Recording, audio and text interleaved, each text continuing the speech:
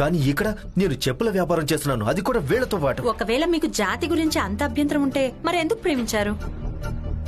మన జాతులు కూడా ఒకటి కాదు. అలాగే భార్యను చేసుకున్నప్పుడు కూడా మీకు జాతి గుర్తుకు రాలేదు. నేను నిన్ను ప్రేమించాను, అందుకే జాతి మర్చిపోయాను. అయినా నేను అందరినీ ప్రేమించలేదు, అందుకే ప్రాణం పోతే పోనివ్వు. కానీ ఏ జాతి అంటే నాకు అభ్యంతరం ఉండేదో అదే జాతి వ్యక్తులతో కలిసి నేను జీవిస్తున్నాను, అందుకే ఇబ్బందిగా ఉంటుంది. ఇప్పుడు వీళ్లతో పాటే వీళ్లలాగే ఉండాలని మనసుకు నచ్చ చెప్పుకుంటున్నాను. అయినా కూడా లోపల ఎక్కడో దగ్గర అభ్యంతరంగానే ఉంటుంది, అది ఉండి తీరాలి కూడా. అస్సలు ఉండకూడదు. కానీ మీతో వాదించడం అనవసరం. మీకు అభ్యంతరం ఉంది అయితే అభ్యంతరం పెంచుకోండి, అలాగే మీలో మీరే కుమిలిపోండి. మీరు పెద్ద జాతి వాళ్ళు, అలాగే వీళ్ళందరూ తక్కువ జాతి వాళ్ళని. కానీ మీరు ఒకటి మర్చిపోకండి, ఆ మీ పెద్ద జాతి వారు మీకు ఆశ్రయం ఇవ్వలేదని. మనకి ఆశ్రయం దొరికింది అంటే అది ఆ చిన్న జాతి వాళ్ళ వల్లనే. మీ జాతి ప్రజలు మనల్ని కేవలం ఇబ్బంది పెట్టారు, అవమానించారు, ఆఖరికి ప్రాణాలు కూడా తీయడానికి ప్రయత్నించారు. కానీ మీరు ఆ జాతి గురించే బాధపడుతున్నారా? మీ మనసుని పెద్దది చేసుకోండి. మీ మనసుని పెద్దది చేసుకుంటే అభ్యంతరం ఉండదు. మన కోసం వాళ్ళందరూ చేసుకున్నట్టుగానే మనల్ని ఇక్కడుంచే సమయంలో ఒక్కసారి కూడా ఆలోచించలేదు. అందుకే నాకు ఆ విషయం కారణంగానే వాళ్ళంటే గౌరవం. అందుకే నేను భీమరావుని మన ఇంటికి భోజనానికి పిలిచాను. నేను వంటకు సిద్ధం చేస్తాను.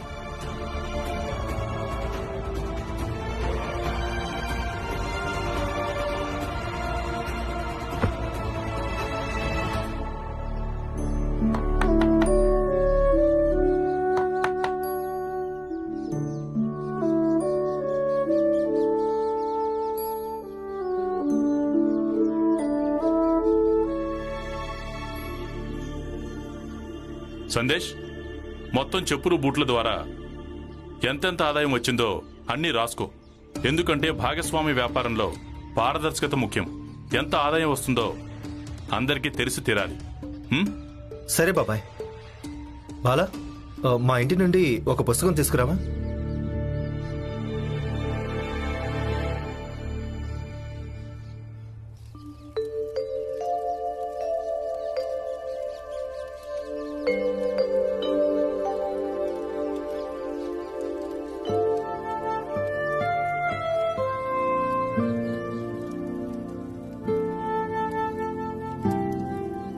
భీమ్రావ్, ఇంకా ఏమైనా తింటావా? వద్దు, తిని తిని నా కడుపు పొంగిపోయింది. ఇక ఒక్క ముద్ద కూడా లోపలికి దిగదు. సరే, భీమ్ పళ్ళెం ఉండనివ్వు. లేదు, మీరు నాకన్నా ఉత్తమ జాతివారు. అయినా నేను మీతో నా ఎంగిలి పళ్ళెన్ని తీయనివ్వలేను. భీమ్, నేను నా జాతిని ఎప్పుడో వదిలిపెట్టేశాను. అలాగే మిగతా అందరూ కూడా జాతి అనే ఈ గోడలను కూలదోయాలనుకుంటున్నాను. హా, నేను కూడా అదే కోరుకుంటున్నాను. కానీ మీతో నా ఎంగిలి పళ్ళెం తీయించడం నాకు నచ్చదు. మీరు ప్రతి విషయంలో నాకన్నా పెద్దవారు.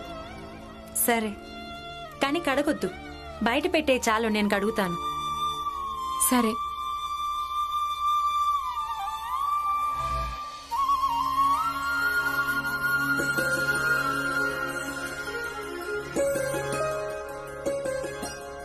నీకులాగా భోజనం చేయడానికి రాలేదు, పని మీద వచ్చాను. హా, అంతా అదృష్టం బట్టి ఉంటుంది బాలా అన్నయ్య.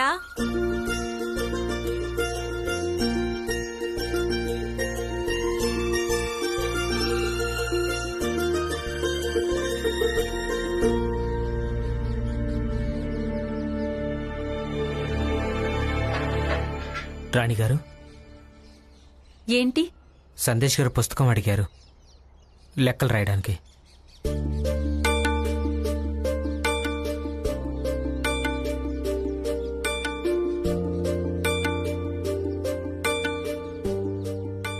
నాతో అంత శత్రుత్వం ఎందుకు? మీకు భీమ అంత నచ్చుతాడు, మీరు తన్ని ఇంటికి పిలిచి కూర్చోబెట్టి భోజనం పెడతారు. కానీ నేనంటే మీకు అంత ఇష్టం ఉండదా? కనీసం నాతో మాట్లాడరు కూడా. నేను నీతో మాట్లాడాల్సిన అవసరం ఉందని నాకు అనిపించడం లేదు. ఎందుకు? నేనంత చెడ్డవాడిని అంటారా? నిన్నటి నుంచి చూస్తున్నాను, మీ చుట్టుపక్కల ఉన్నా కూడా మీరు ఇబ్బంది పడుతున్నారు. అవును, ఇబ్బందిగా ఉంటుంది. ఇక ఇక్కడి నుండి వెళ్ళు. సరే, వెళ్ళిపోతాను, తిరిగి ఎప్పటికీ రాను. అప్పుడు మీరు ప్రశాంతంగా ఉంటారు కదా? నీ ఇష్టం, నువ్వెక్కడికి వెళ్ళాలనుకున్నా వెళ్ళు. సరే. బాలాకి ఏమైంది? ఏంటి ఇలా మాట్లాడుతున్నాడు? తనకి నేను ఎలా నచ్చ చెప్పాలి? ఎక్కడి నుంచి వస్తున్నావు నువ్వు? ఇంత రాత్రిపూట ఎక్కడి నుంచి వస్తున్నావో చెప్పు.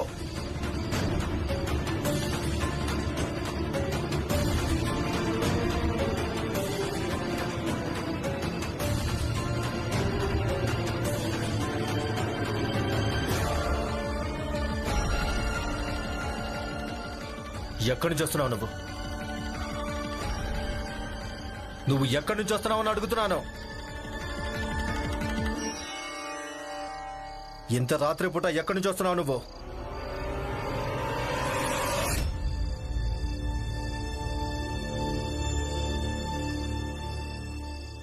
నిన్ను నువ్వు ఏమనుకుంటున్నావు? ఇంత రాత్రి అయింది, నువ్వు ఇంటికి వెళ్ళవా? అక్కడ మీ ఇంట్లో వాళ్ళు నిన్ను వెతికి వెతికి కంగారు పడుతున్నారు. కంగారు పడి నా ఇల్లు, వెళ్తాను వెళ్ళను. అయినా మీరెందుకు ఇంత కంగారు పడుతున్నారు? నేను మీ చుట్టుపక్కలుంటే మీకు ఎంతో ఇబ్బందిగా ఉంటుంది కదా. ఇప్పుడు లేను కదా, నిన్నటి నుంచి దూరంగా ఉన్నాను.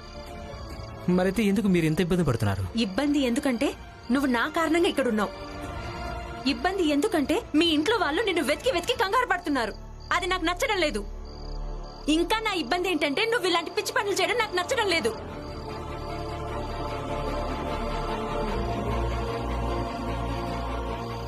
ఇక ఇంటికి పద. లేదు, నేను ఎక్కడికి రాను. సరే, రావద్దు. నీ గురించి తప్ప ఎదుటివారి గురించి ఆలోచిస్తే కదా వచ్చేది.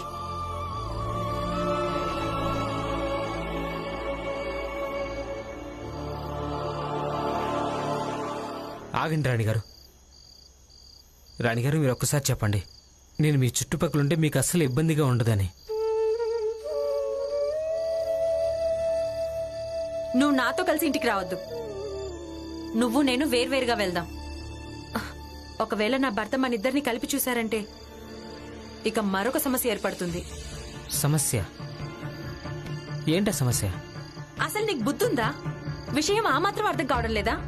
నువ్వు వేరే దారిలో వెళ్తావు, నేను వేరే దారిలో వెళ్తాను, అంతే.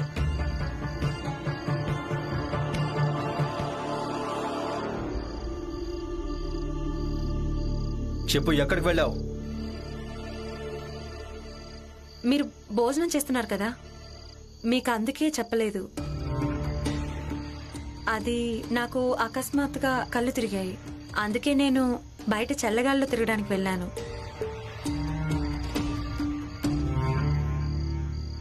ఇప్పుడు మీ ఆరోగ్యం ఎలా ఉంది? ఇప్పుడు బానే ఉంది. మీరు భోజనం చేసేసారా? ఆ, నేను కూడా తినేస్తాను. చాలా ఆకలేస్తోంది. బహుశా అందుకే కళ్ళు తిరుగుతున్నాయి. పదండి.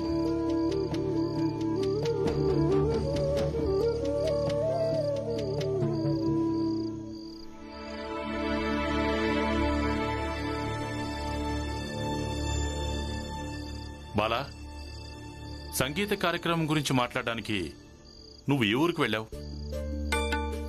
ఇక్కడే దగ్గర ఉన్న ఊరు వెళ్ళాను నాన్న. కిన్వాడి ఊరికి వెళ్ళాను నాన్న.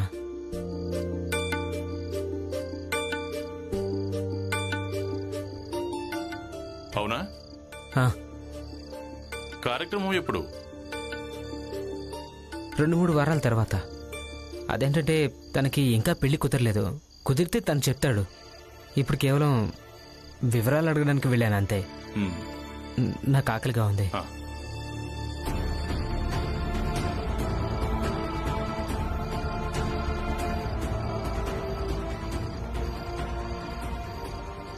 ఈ బాలా ఇంకా రాణి ఇద్దరూ కలిసి అయితే లేరు కదా?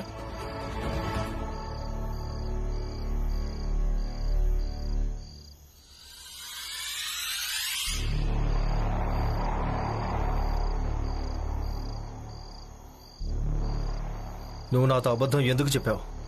నీకు కళ్ళు తిరుగుతున్నాయని. మరేం చెప్పను? మీరు నన్ను ఇంటి నుండి గెంటేశారనా? నాది కాదు, మీ గౌరవం గురించి ఆలోచించాను. నా గౌరవం గురించి నీకు చాలా బెంగ కదా? నేనెంత గౌరవిస్తానో అంతే గౌరవం మీరు నాకిచ్చుంటే ఈ రోజు ఈ విధంగా వాదించాల్సిన అవసరం వచ్చేది కాదు.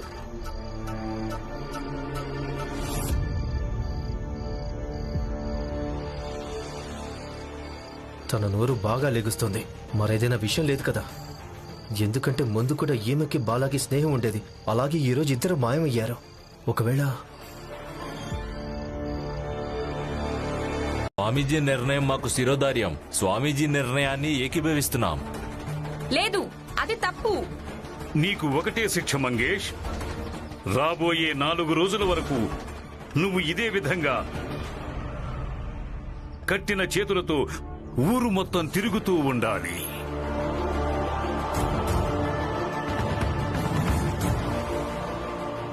ప్రజలందరికీ ఈ విషయం తెలియాలి. నువ్వొక దొంగవని, నువ్వు ఈశ్వరుడి విరోధివని, అంతేగాక చిన్న జాతి వాళ్లతో కూడా కలిసిపోయావని తెలియాలి. ఇంకోటి, ఈ 4 రోజుల్లో నువ్వు ఇంటికి వెళ్ళకూడదు. ఒకవేళ వెళ్ళటం జరిగితే నీ ఇంట్లో వాళ్ళందరినీ బలవంతంగా బయటికి గెంటాల్సి ఉంటుంది.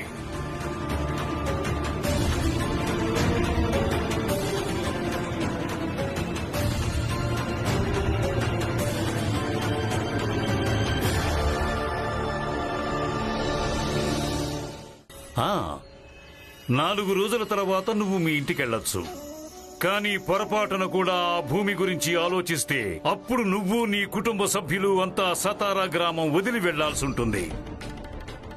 అందుకే ఇక మీదట ఏదైనా చెయ్యటానికి ముందు నీ గురించి కాదు, నీ ఇంట్లో వాళ్ల గురించి తప్పకుండా ఆలోచించు. నువ్వు 20 రూపాయలు ఇవ్వాల్సి ఉంటుంది సేట్ గారికి జరిమానా కింద. కానీ స్వామీజీ, అసలు నేను దొంగతనమే చేయనప్పుడు జరిమానా ఎందుకు కట్టాలి? ప్రయత్నమైతే చేసావు కదా, అందుకోసమే. స్వామీజీ, కనీసం టీ దుకాణం మామయ్య ఇంట్లో వాళ్ళనైనా. పంచాయతీ పూర్తయింది.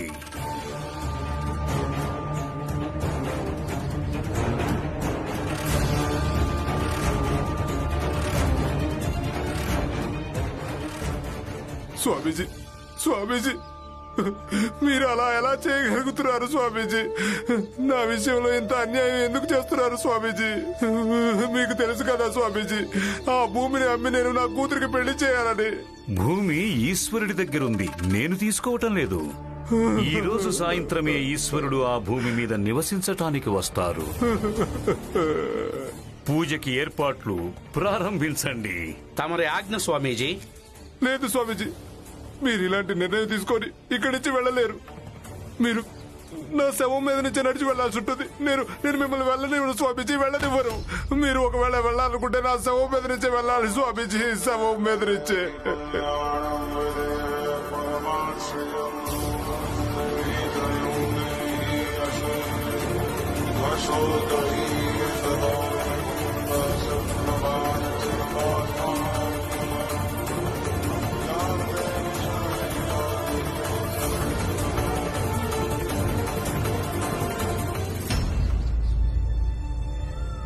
సేట్ గారు మీరైనా కాపాడండి, కాపాడండి. నువ్వు నా మీద చెయ్యి ఎత్తావు కదా, లే.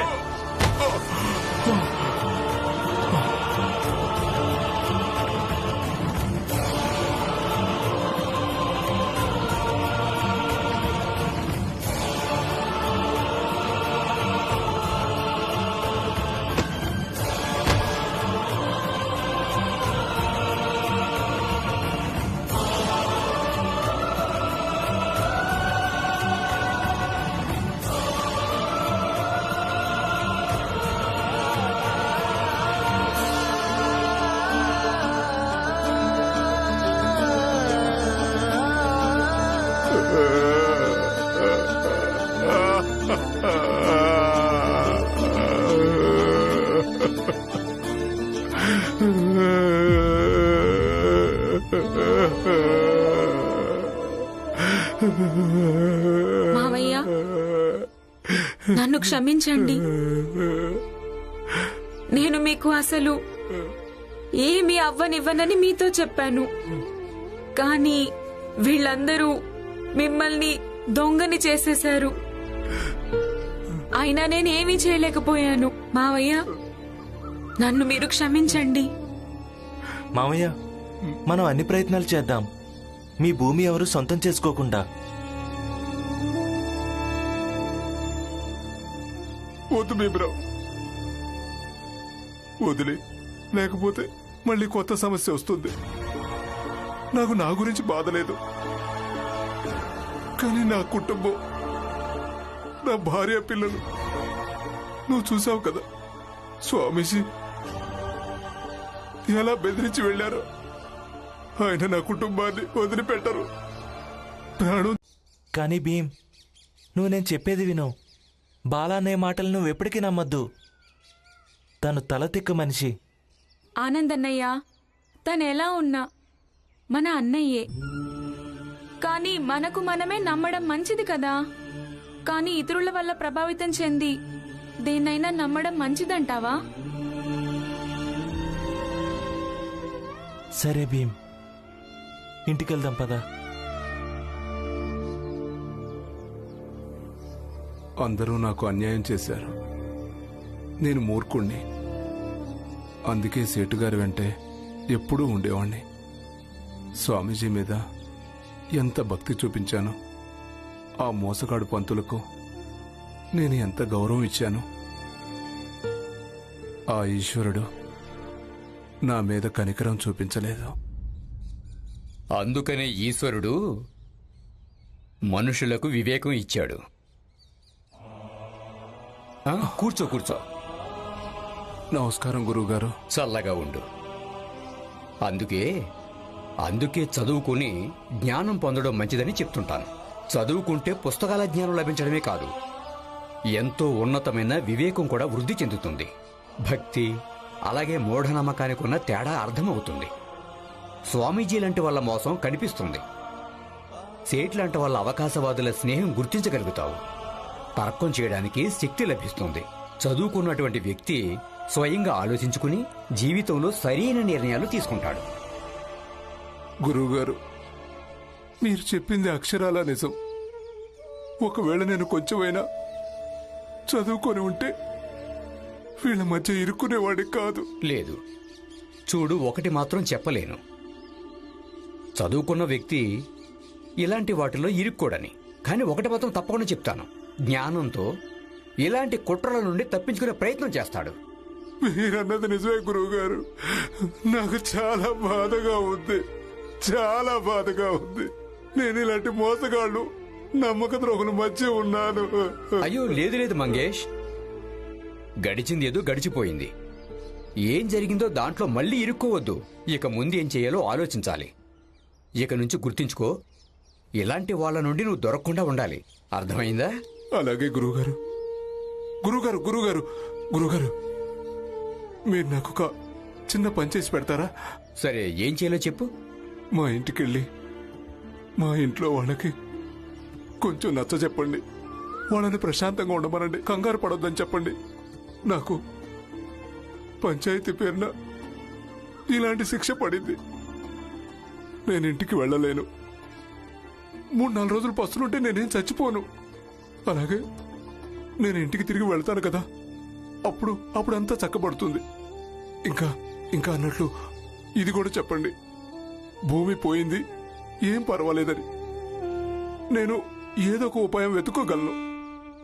నా కూతురు పెళ్లి కోసం గురువుగారు, మీరు ఈ చిన్న పని చేసి పెట్టండి గురువుగారు. అయ్యో సరే సరే మంగేష్, చాలు, పైకిలే.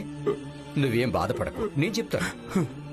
కానీ కట్టేసిన చేతులతో ఎంతసేపు అని ఇక్కడే పడుంటావు? వెలుగు ఉన్నంత వరకు. లేదంటే వీళ్ళు దీన్ని తప్పుగా మార్చేసి మా ఇంట్లో వాళ్ళని ఇబ్బంది పెట్టడం మొదలెడతారు. ఇక నేనేం చెప్పాలి? నిన్నటి వరకు నువ్వే దీన్ని ప్రోత్సహిస్తూ ఉండేవాడివి. ఇక ఈ రోజు నువ్వే దీనికి బలైపోయావు. అందుకే జీవితంలో ఎప్పుడు తప్పుని ప్రోత్సహించడం మంచిది కాదు. లేదంటే జీవితంలో నువ్వే దీన్ని ఎదుర్కోవాల్సి వస్తుంది. ఈ రోజు నువ్వు ఎదుర్కొంటున్నట్టుగా. నువ్వేం బాధపడకు, నేను మీ ఇంట్లో చెప్తాను. నువ్వు జాగ్రత్తగా ఉండు. మంచిది గురువుగారు. ఎవరికేం చెప్పాలి? చేసుకున్నోళ్ళకి చేసుకున్నంత నేను ఎంతో మందికి అన్యాయం చేశాను. అందుకే నాకు ఇలా జరుగుతోంది. భగవంతుడా నన్ను క్షమించు భగవంతుడా. భీమ్, నేను నీ ఆందోళనను అర్థం చేసుకోగలను. అన్నయ్య నిజమే చెప్పాడు. నువ్వు ఆ టీ కొట్టువాడు గొడవలో కలగ చేసుకోకు. కానీ అత్తయ్య, ఒకవేళ ఎవరికైనా అన్యాయం జరిగితే తనకు అండగా నిలబడి తీరాలి కదా. నాకేమనిపిస్తుందంటే మనం తనకు తోడుగా ఉండి తన స్థలాన్ని తనకు తిరిగి ఇప్పించడం మంచిదని. అవును, నీకంతా సరైందే అనిపిస్తున్నప్పుడు మీరెందుకు అత్తయ్య వీడికి నచ్చ చెప్తున్నారు? వీడికి ఎవరేం చెప్పినా అర్థం చేసుకుంటాడనా? వీడి మనసుకి ఏదనిపిస్తే అది చేస్తాడు.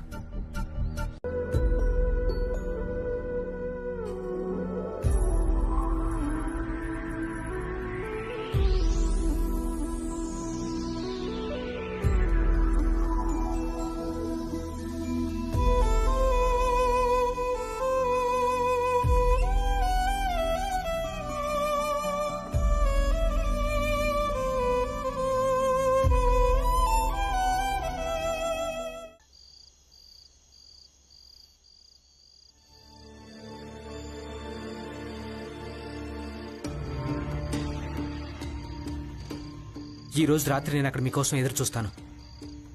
తప్పకుండా రావాలి.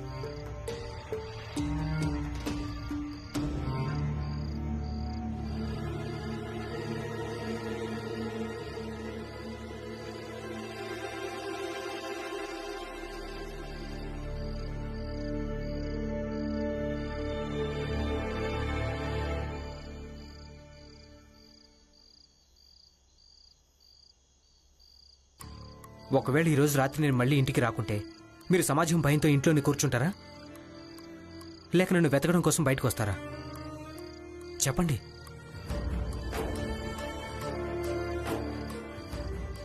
నేను వెళ్ళడం సరైందా కాదా? నేను పెళ్ళైన దాన్ని.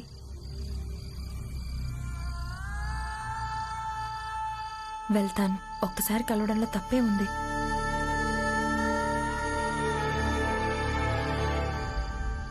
లేదు లేదు, నేను వెళ్ళను.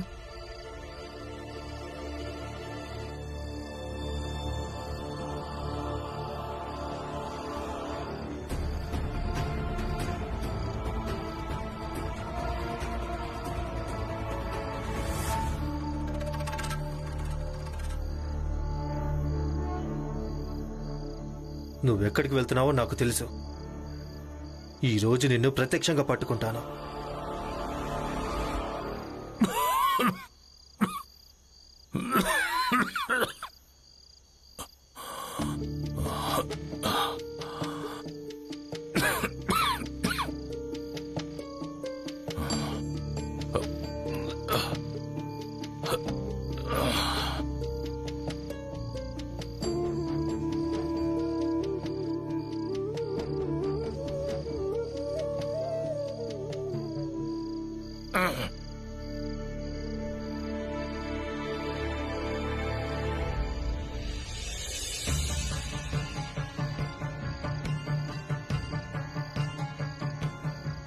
ఈ బాల ఎక్కడికి వెళ్ళాడు?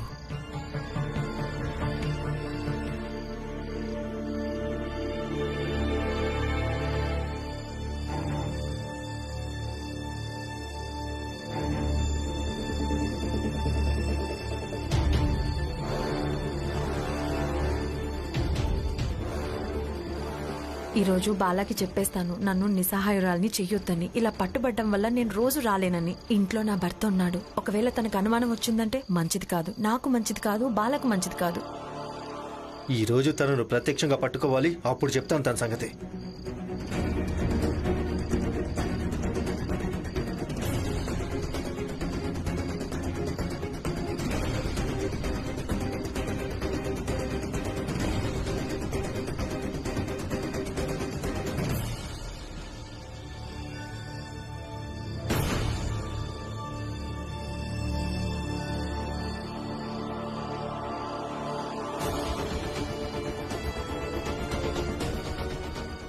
ఈ బాల ఇంత రాత్రి ఎక్కడికి వెళ్తున్నాడు?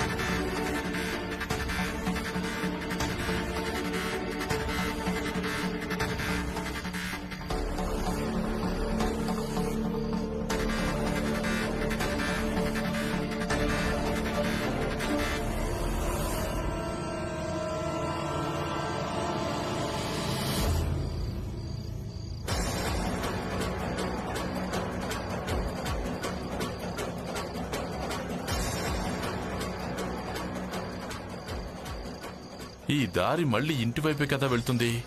ఈ దారిలోంచి ఎక్కడికి వెళ్తున్నాడు? మీరు ఎందుకు అలా మాట్లాడుతున్నారు? ఆనంద్ అన్నయ్య, మీరు ఒక పని చేయండి. నేను ఒక్కడినే వెళ్ళిపోతాను కదా. కానీ భీమ్... చూడండి అన్నయ్య, మీరు ఒక పని చేయండి.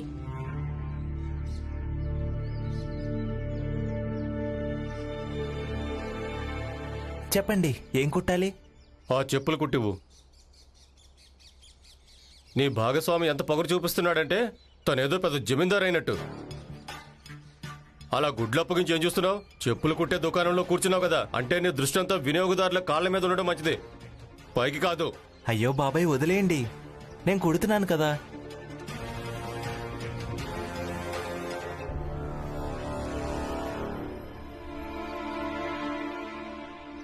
మొదటిసారి నువ్వు నా ప్రాణాలు కాపాడావు కదా, అప్పటి నుండి నువ్వు నాకు నచ్చావు. కానీ నువ్వు ఏమీ చెప్పనే లేదు, అందుకే నేను మౌనంగా ఉన్నాను. రాణిగారు, వంట వండండి, తర్వాత నేను మళ్ళీ వస్తాను. నేను తనని అడిగిన వాటన్నిటికీ సమాధానం చెప్పాల్సి ఉంటుంది.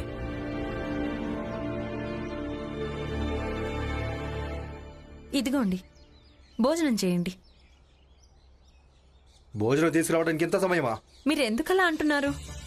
వండి తెచ్చాను కదా. అయినా కొంచెమే కదా ఆలస్యమైంది, ఏం కొంపలు అంటుకుంటున్నాయి? నాకే ఎదురు చెప్తావా?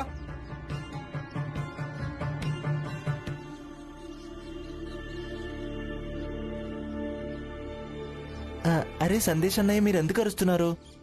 భోజనం వచ్చింది కదా, ఇక తినండి. చిన్న జాతి ఎప్పటికీ చిన్న జాతి అవుతుంది.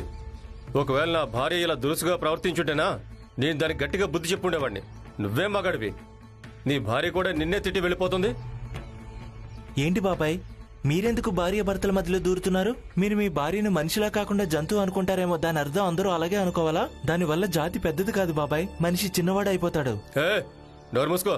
ఇప్పుడు నువ్వు నాకు చెప్తావా?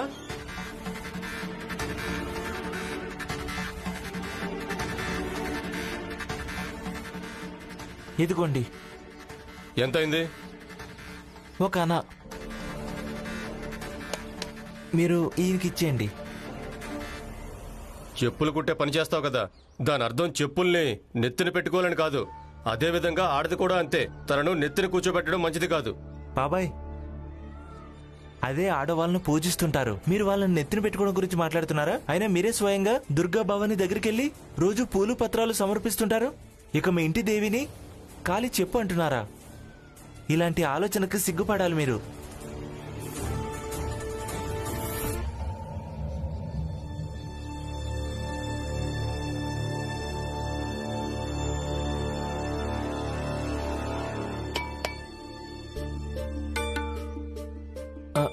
సందేశ్ అన్నయ్య, మీరేం ఆలోచిస్తున్నారు? వీళ్ళంతా అంతే, పెద్ద జాతి అంటూ నినాదాలు చేస్తారు, కానీ ఆలోచనలు ఇంత చిన్నగా ఉంటాయి. చిన్న జాతి ఎప్పటికీ చిన్న జాతి అవుతుంది. ఒకవేళ నా భార్య ఇలా దురుసుగా ప్రవర్తించుంటేనా నేను దానికి గట్టిగా బుద్ధి చెప్పుండేవాడిని. నువ్వేం మగాడివి, నీ భార్య కూడా నిన్నే తిట్టి వెళ్ళిపోతుంది.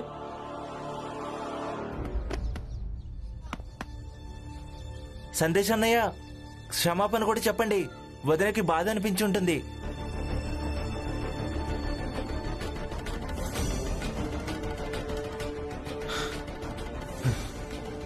ఈ రోజు దానికి గట్టిగా బుద్ధి చెప్తాను.